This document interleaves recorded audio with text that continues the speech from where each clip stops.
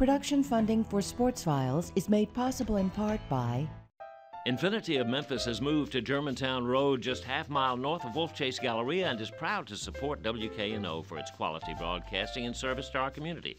Quality and service? No wonder Infinity of Memphis feels at home on WKNO. the WKNO Production Fund, the WKNO Endowment Fund, and by viewers like you. Thank you. My guest today on Sports Files is pro golfer and Memphis native Clay Myers II.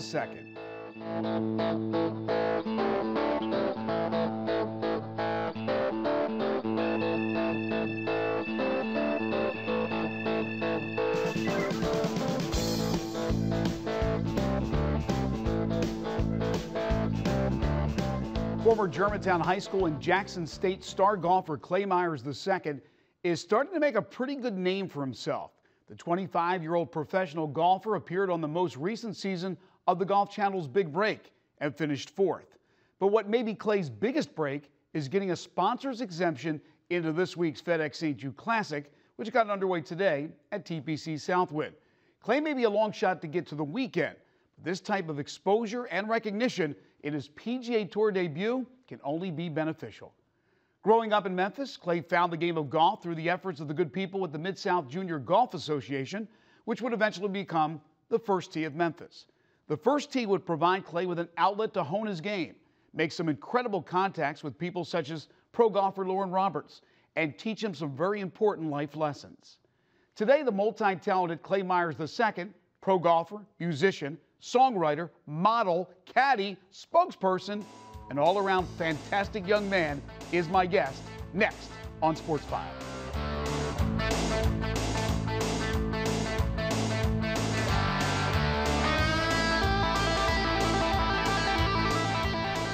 Clay, great to have you on the show. Thanks for having me. Yeah. Thanks so much for your time. So this thing has come full circle for you. Yeah. Once you would come here years ago for the clinic. As a volunteer, you worked here. Right. Now you're playing in the FedEx St. Jude Classic. What's this like for you? I mean, this tournament definitely has a special place in my heart, just from growing up here in Memphis, going to the tournaments as a little boy. I remember the year Nick Price won. I'm sure he won it that year. That was back in the 90s, or early 2000s. And just seeing how much the course has grown. They've changed the greens out, and they've changed the rough, and they've made it a par 70 now. So, and just seeing that too, you know, it's a lot of history here. What was it like when you were told, probably by Phil Cannon, I would assume the tournament director, that you were getting a sponsor's exemption? Yeah, it was pretty surreal because I came in just to introduce myself to Phil, because a lot of people had reached out to him saying good things about me, like Lauren Roberts, and there was a couple other people on the committee here, but he never met me personally. So I came here and I met him, and we were talking, and he was like, so yeah, just keep your schedule clean on that week. And he kind of winked at me, and I'm like, okay, I'm not gonna get too excited yet. But I came in the next week for to do a podcast for the tournament, and Daryl was leading the podcast, and he started off and he said, and we'd like to welcome our newest participant on the sponsor exemption. Wow, that's Daryl Smith. Yeah, Daryl Smith, right? Yes. And I mean, at that moment, my heart kind of sank a little bit, and I was like, wow, this is actually about to happen now. Yeah, it wasn't a dream anymore, it was reality. So let me ask you this, how is your game right now?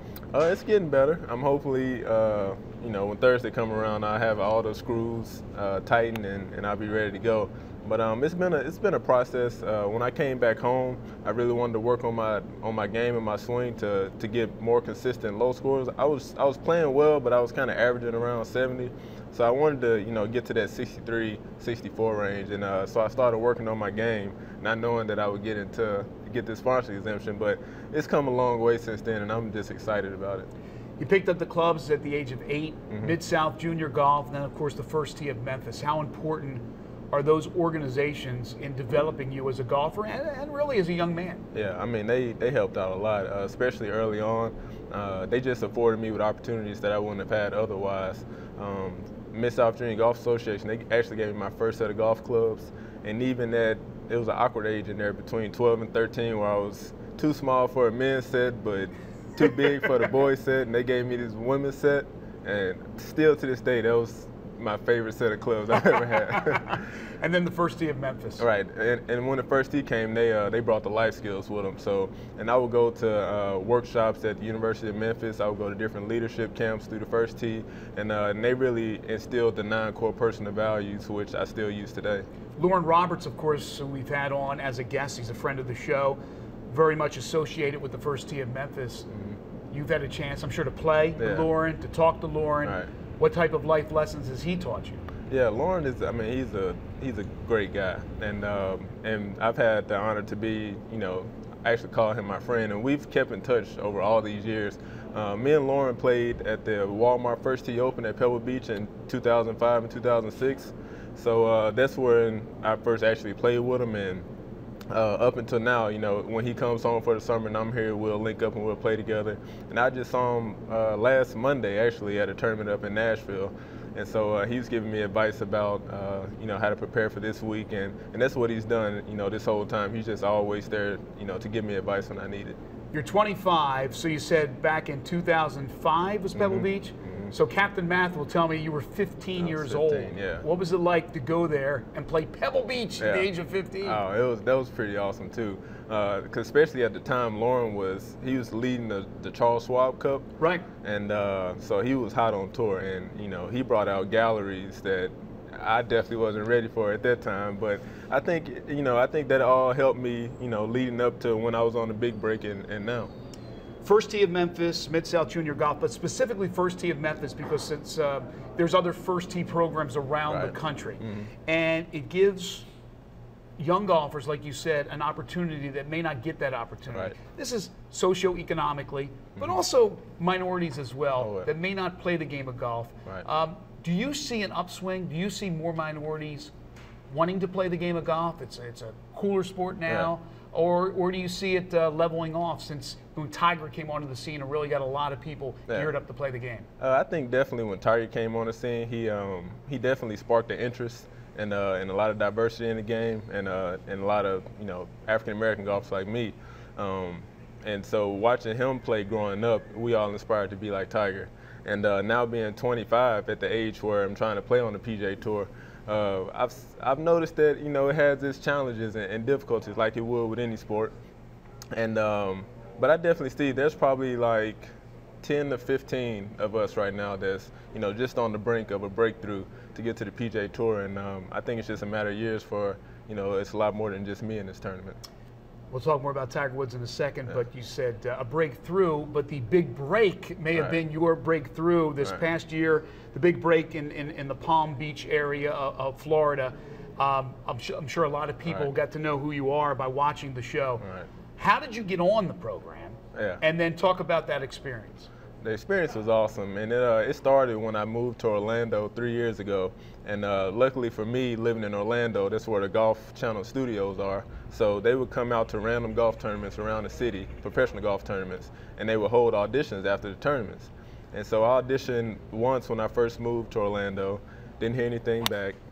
I think, and they're really good at finding out the character of a person through an interview, because the golf shot, you only hit about 5 golf shots, but you talk for 30 to 45 So minutes. They want the personality. Yeah, I think they want the personality first, and then they go back and pull up your golf history and see what you've done. Right. They don't want a duffer who's maybe got the great personality. They want the combination. Yeah. And you have that. So what was the experience like getting on there? You made a great run. You finished fourth, if I'm not mistaken. What was that like? The experience was awesome. I mean, they treated us, first class, everything.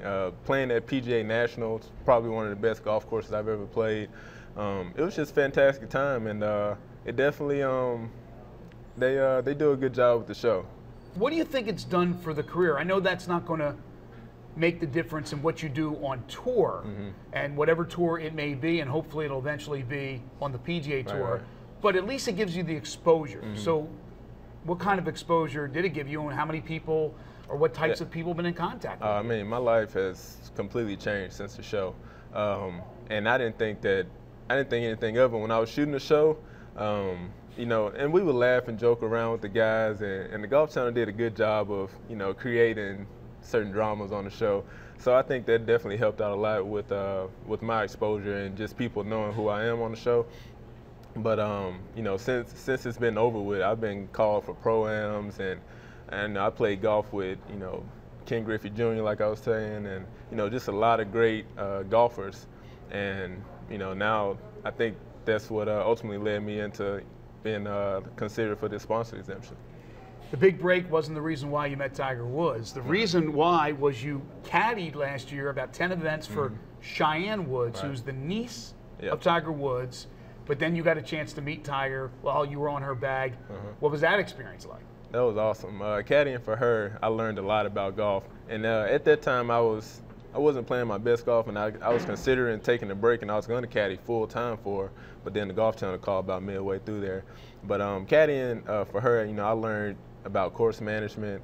I learned the discipline it takes for people to compete at the highest level in golf. And then meeting Tiger Woods and just getting to pick his brain for an hour and a half, that was awesome too. So I mean, those two things I'll probably never forget. All right, you've tried some of the mini tours so far since you turned pro. Right. Of course, you played college and played it very, very well at Jackson State under the tutelage of Eddie Payton, Walter's brother. Yeah. What was that like? How tough is it? And then what's your next move as far as tours are concerned as you continue your professional career? College golf definitely set me up to play professionally. I think it just provides you with those tournaments, especially, and then they're free. Now I have to pay for tournaments, but a little different, huh? Yeah. So just getting that experience in and learning how to win, I think definitely helped me out. But still, upon graduating college, I don't think my first choice was to play professionally, and it wasn't until I went to the U.S. I qualified for U.S. Amateur in 2012. Right. And out of the 320-something participants there, I was the only African-American golfer. And so just saying that definitely motivated me to continue. It made the picture a lot bigger than me. And I kept saying to myself, if not me, then who else? And so that definitely started me on my path, and it's been a journey. It's had its ups and downs, and I've worked numerous jobs throughout. I've done commercials with Dick's Sporting Goods, and I'm in the Golf Galaxy catalog now. You're modeling. Yeah, I do a little modeling. Look at this. So it's been great. It's all been great, and I think it's all just keep pushing me towards my goal of being a PGA Tour member. You moved from Orlando back to Memphis for basically the summer, and as you said earlier, you're going to go back to Florida. Right. But as far as the next tour you're going to try to get on, tell us about that. Web.com, if I can secure the funds. I'm definitely at a point where, depending on how I do in this tournament, I would need to raise funds for that. And then, but I'm really looking towards Web.com Q School. If not that, then PGA Tour Latin America Q School, which will be in December. So the goal is definitely to move past the mini tours. Let me ask you this. You're a great personality. You're very marketable. Can you get sponsors before you've actually done anything as a professional golfer? Oh, yeah. I see it happen all the time. As far as them paying you money, I'm not sure. But companies will give you stuff. But would they pay your way into, you talked about trying to get on the Q School? Right. And it costs a lot of money. Right. I don't know. Maybe that's the way to go? Yeah, maybe so. If not the Web.com, you talked about going down to Latin America, right? Right. And I think that's another filter into the PGA Tour to, just kind of, it's actually a easier way, I think, to get onto the PGA Tour. Even though it's out the country, the competition is not as stiff as it is on the Web.com. So, baby steps. Right, baby steps. Are you going to be able to control your emotions and not get the big eyes this week as you play here with Phil Mickelson, Dustin Johnson, Billy Horschel? Earlier in the week, you had a practice round with Billy Horschel. Are you going to be okay to keep everything in check? Yeah, I think so. I played 9 holes today with Billy Horschel, and I did get a little nervous out there.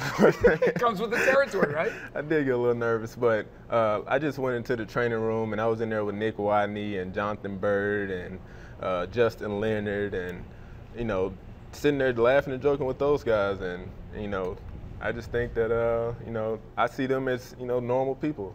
But the life of a PGA Tour player, not too shabby, right? Oh yeah, it's pretty nice. All right, I got to ask you this: tuba player at Germantown High School, and a really good one. Yeah. You could have went to college on a music scholarship. Yeah. Instead, you ended up going on a golf scholarship at Jackson State. Right.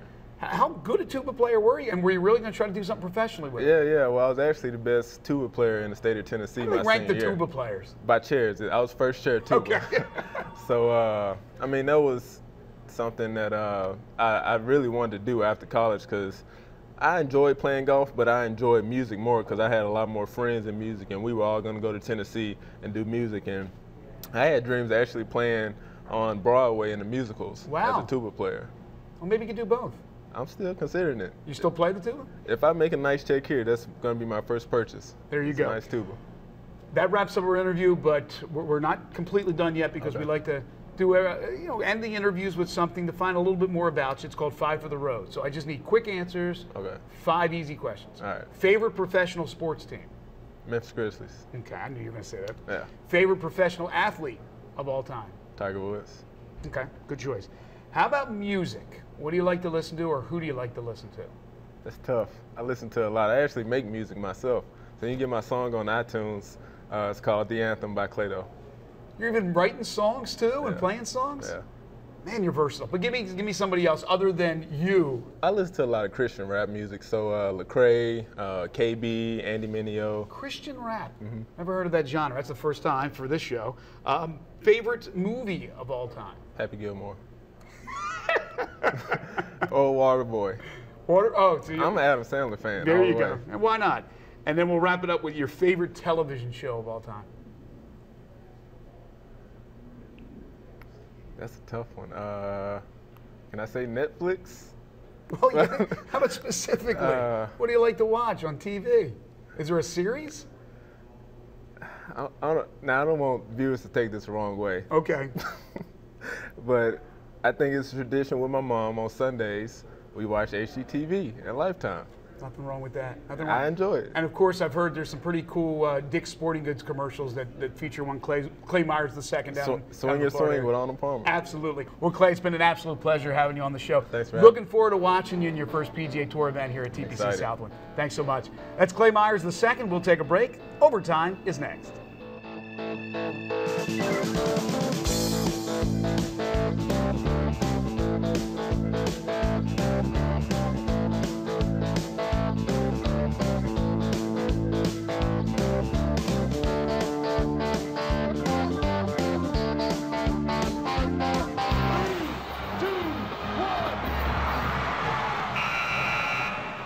Hey, if you like driving fast and enjoy competition, and frankly, who doesn't, do I have the place for you. Autobahn Indoor Speedway on Shelby View Drive is your chance to experience the thrill of European-style indoor kart racing. With speeds of up to 50 miles per hour, Autobahn provides the thrill a minute. And believe me, I found that out firsthand. It's a 40,000 square foot air-conditioned facility containing a Grand Prix-style track surrounded by a high-tech barrier system.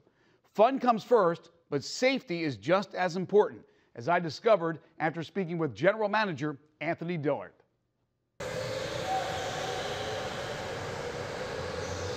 Well, Anthony, we are smack in the middle of this thing. It is absolutely tremendous for all race car lovers to come out here and enjoy themselves here at Autobahn Indoor Speedway. Tell us about this. Okay, we are electric Italian go-karts. They are all electric, no fumes, fully air conditioned, indoor race. We do everything from beginners to professional racers. We have professional racers from all around Memphis. We have soccer moms, we have housewives, we have kids from 8 to 12 who come up and get in our junior karts. It's just the best way to enjoy racing. I don't know too many people who don't like getting into an automobile, a go-kart, a speedboat, and go fast. Absolutely. And that's what they get the opportunity to do here. It's the only way to, it's actually owning your own race team without the expense. You get a fully modified go-kart. We PM these things every day. We keep them maintained to specs. Every kart, everyone is the same. It's all about the drivers and how you handle the equipment, and it's just like owning your own race team, except the expense. You get out, go home, you're a racing star. You've only been open for 2 months. It's already caught on like wildfire. A lot of people are coming here to find out what it's about. But where did the concept originate? I know it's not the only one around the country. No, we originated in Jessup, Maryland, outside of Baltimore. Then we found a great place for a track in Jacksonville, Florida. Then Jacksonville was comparable to Memphis, so they thought this would be a great thing for Memphis, and it is. It's one of a kind. We are expanding to Birmingham, Alabama. We're going to White Marsh, Maryland, which is on the other side of Baltimore, Maryland, because it's been such a hit up there, it requires 2 facilities now. We're going into Manassas, Virginia, and they're looking for places all over America. It's a great concept. They take unused warehouse space and they turned it into family entertainment. I mean, it's amazing what they did. It really is. Tell me a little bit more about the cars, the go-karts themselves. Tell me about the track itself, and really about how much safety you put into this for the driver. Okay, starting with safety, there's a one-of-a-kind system on these. It's actually, it's just recently been updated on our carts. Our carts, they have side impact, front impact, rear impact protection bumpers on them. We have a 5-point racing harness seat. The race seat is molded to the racers.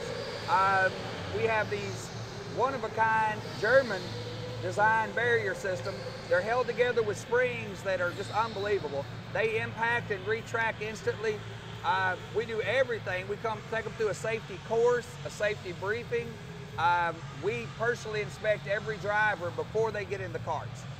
What is the biggest issue with a driver? What are you most concerned about when somebody for the first time steps behind the wheel of one of these go-karts and comes out here and goes 40 miles an hour or whatever the case may be? Their personal safety. That is #1 for every one of us. We never want to see anybody hurt. If you see anybody when they hit these walls or bump or skid out, there's employees running from every corner, because that's what they're taught to do. We have a race marshal, we have a pit crew, we have a chief mechanic. Even our mechanics come out of the shop to check on people. Personal safety is our #1 concern, and it's what our #1 issue with new drivers. We want them to go home having a great time, but more importantly, we want them to go home safe. You talked a little bit about this staff. It's pretty incredible what you've compiled here to put this on, and that includes a former race car driver. No, he's a current race car driver. Wow, he still how about runs. Jonathan Foley, he runs Miatas on the streets, street courses. He is a professional driver. He owns his own car, his own race team. He's really amazing with racing. He has put together so many concepts here, and he's got all the racers coming in. Very competitive guy. We've got electrical engineers on our staff. We've got an aeronautical engineer with a degree from Purdue. We've got a teacher on staff that's been teaching for over 12 years. He's got a park and recreations degree, an education degree. We have people from all walks of life in here, because that's the kind of people we want to invite in. We want everybody in here. You don't have to know how to drive a race car, because we'll teach you. We're putting on clinics this summer to teach people how to drive.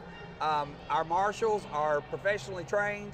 They can control these races, and safety's #1. And it gets me excited just talking about it.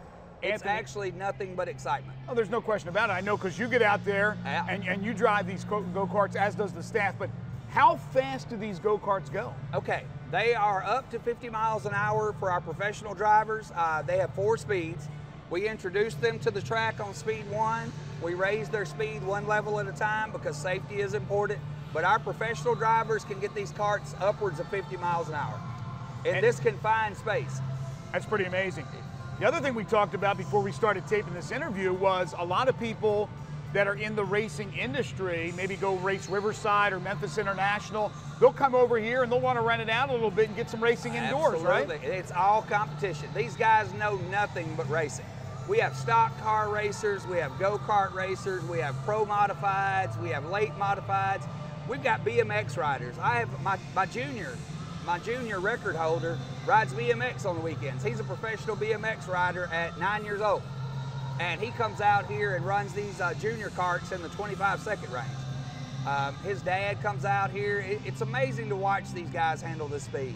And it's really amazing to watch professional drivers get out of their cars and come in here and see their reaction to what we have to offer. Because they don't understand, this is a new concept to them. Right. And it looks like it would be easy, and then they get out here and it's just amazing. It's overwhelming to those guys. They are instant fans. But as you said, the precautions are taken. People go through the class, the course. They are given all the safety precautions, and it just seems like a lot of fun. 7 days a week, and I know, again, it could be a corporate outing, it could be a birthday party. anybody who wants to get together as a group, they can come and rent out the time, right? Absolutely. It's what, 3:30 in the afternoon? We have Edward Jones Investment here rolling out on the track. They've been here for an hour doing their business meetings. Now they're ready to run their carts. Anybody can rent it out. Absolutely. We cater. We've got schools coming in this week. We've got investment groups. We've got race car drivers. We've got birthday parties. Everybody wants a part of the speed. Memphis is a racing town. There's no question about it. Now another place and an opportunity to go out there and have fun. Anthony, thank you so much. No problem. Appreciate it. Thanks for coming out. So did I crash? Yes, but that's part of the deal, folks. I was okay. It's a learning process. Now, as for my producer, David George, yes, he ran faster laps. In fact, his times have been well documented, framed, in fact. But I'll get you next time, David. And that'll wrap it up for now. Next week, I'll be joined by Bill Hancock, the executive director of the College Football Playoff. Until then, have a great week, and we'll see you next time.